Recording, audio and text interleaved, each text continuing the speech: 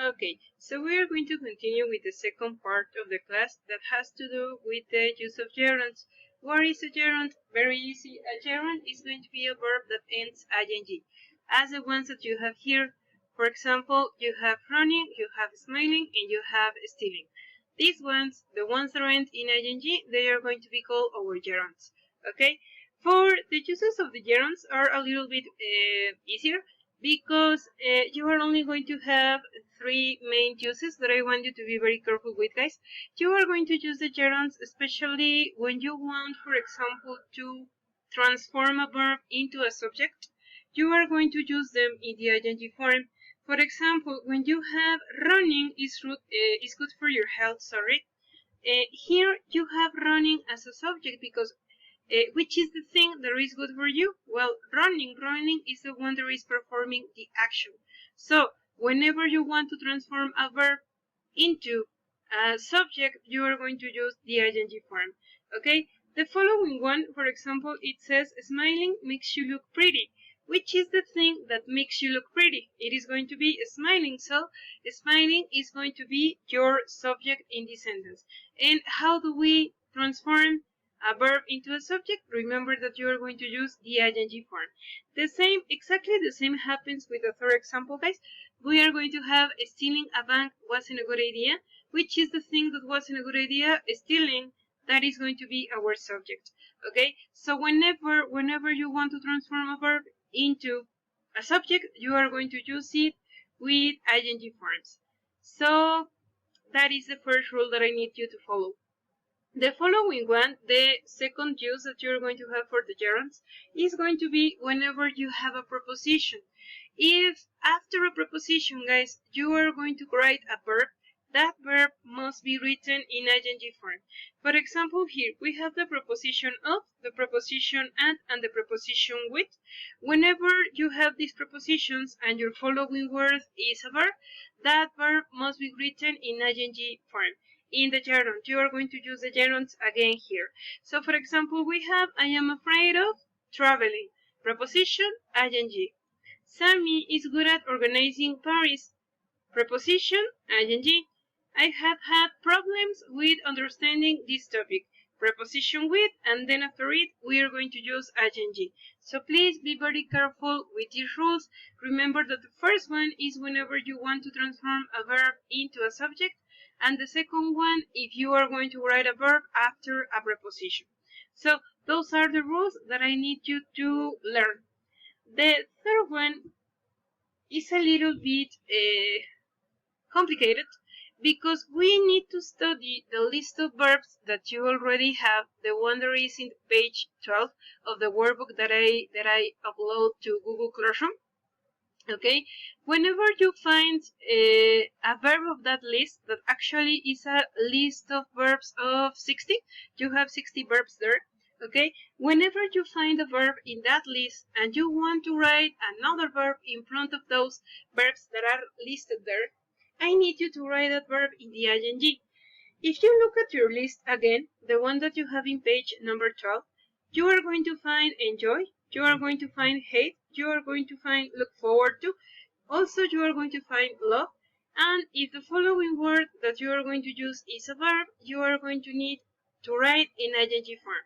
Okay, so for example, we are going to write, she enjoys talking on the phone for hours. A verb of the list and then in ing form. Then you have he hates waiting for something. You have the verb hate and then ing. We're looking forward to going on vacation. We have look forward to and then in ing form. And finally you have I love reading books. You have the verb love and then in the ing form. This is not complicated, but I need you to memorize the verbs. Remember that there is no other way to start using them as a master. I need you to memorize them. There is no other way to do it. Okay? The hardest part here is that we have 60 verbs, but again, you can use your list. There is no problem if you use your list. Actually, that's the thing that I need you to do. And then little by little, you are going to be learning all those rules. Okay? We are going to have some cases in which, for example, you are going to be able to use the gerund or the infinitive, and the meaning is not going to change. For example, whenever you have these verbs, the ones that you have here, begin, start, continue, propose, bother, intend, love, and like, you can actually use the two forms, and there is not going to be any problem with the meaning. Okay? If you say, for example, I started to learn English this semester, or if you say, I just started learning English this semester, the meaning of those two sentences, it is exactly the same. So you can use them without making a difference, and those verbs are very good for you, because in one way or another you are going to have them correct, which is the only difference that we are going to find here. Okay, whenever you are talking about preference, okay, with the verbs that are going to express a like or a dislike, you are going to be careful with a thing that changes a little. Whenever you use a gerund, for example, if you use a gerund, it means that you are liking something in general. But if you use it to infinitive, it means that you are being very, very particular about something. So, in the first example, it says, I like reading. You are saying that as a general preference. But if you say, I like to read history books, what does that mean? That here you have a very particular preference, and so the form that you decide to use is going to influence the meaning that you want to use. So please be very careful with that. But in general, the meaning is exactly the same. I mean, you like something. The only difference is that with one of them, you like something generally, and in the other way, you are going to like it particularly. That is the only difference that you are going to find here.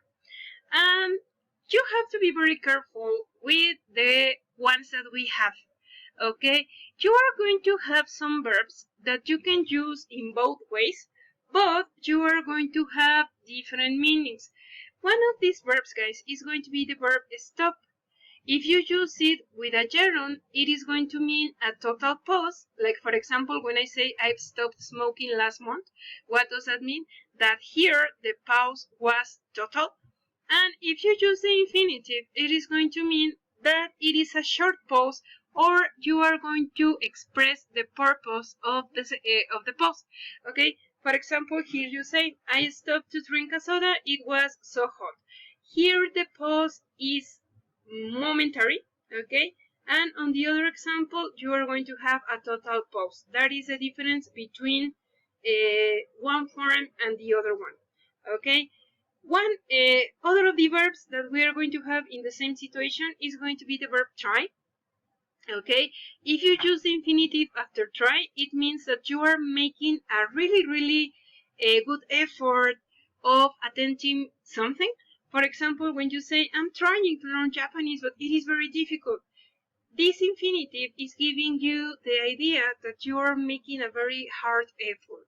On the other hand, if you have a gerund after try, it is not going to mean an effort. It is going to be just an experiment. What does that mean? That if you use the ing, you are actually not interested in the result. When you say, for example, have you tried using butter instead of oil? What does that mean? That one way or another, you are just experimenting and the result is not important for you. So again, try used by with an infinitive, it is going to mean an effort. Try plus a gerund, it is going to mean just an experiment. So be very careful with the two meanings that we have here. And remember, the verb remember is also going to have two meanings, and you need to decide which is the sense that you need to give to the sentence according to what you want to express, remember? Okay, if you just remember with a to infinitive, it is going to mean that you have an obligation and that you remember to do that obligation. Okay, when you say, for example, I remember to wash the dishes, what does that mean? That this was your obligation and that you remember it and that you have done a very well job, okay? Or when your teacher, or when you say to your teacher, for example, oh teacher, I remember to do my homework. That is one of the examples that you can tell me, okay? And I am going to understand that you fulfill your obligation.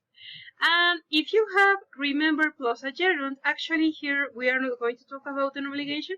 we are going to talk about a memory of your past. Okay, so whenever you say, I remember going to Disneyland when I was a child, what does that mean? That you are remembering something that you have in your memory and there is about your past. Be very careful as well with these two different meanings.